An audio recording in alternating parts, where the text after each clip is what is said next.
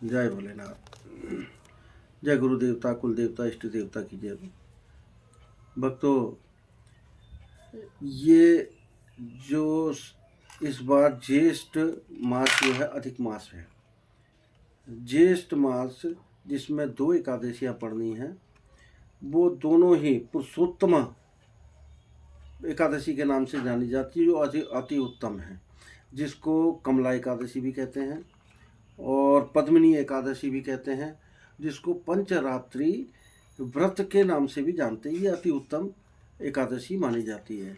जो 24 पूरे साल के अंदर 24 जो एकादशियां आप व्रत करते हैं, उन 24 एकादशी के व्रत का भी विशेष महत्व ये पुरुषोत्तम एकादशी है।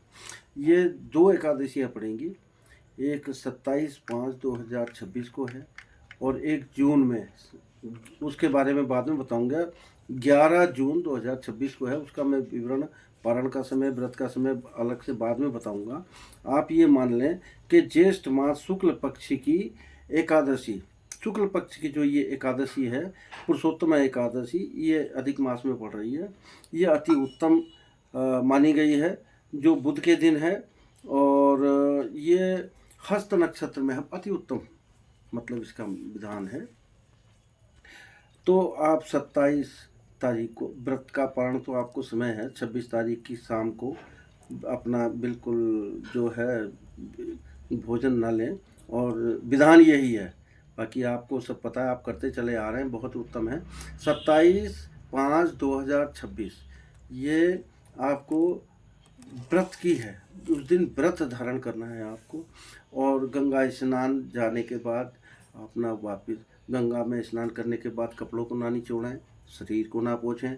कपड़े जो बदलते हैं और जो कपड़े आपने पहन के नहाए हैं गंगा में, उनको वैसे ही फैला दें। टीका व्रत पूजा पाठ करके और आप उसमें व्रत रखें। और ये हस्त नक्षत्र का बहुत सुंदर दिन है, मतलब उत्तम नक्षत्र है। तो आप जो 28 तारीख को इसका पारण है, प्रातः 4:52 से और प्रातः 7:59 तक पारण का समय रहेगा। आप पारण करें, उसमें तुलसी पत्र का मतलब आप प्रसाद लें पहले, उसके बाद फिर जो भी प्रसाद लेते हैं आप उस प्रसाद को लें। लेकिन व्रत को इसको करने से आपके पाप ताप संताप जितने भी दुख हैं, आपकी परेशानियां हैं, सब दूर हो जाएंगी, आपकी मनोकामना पूर्ण होगी।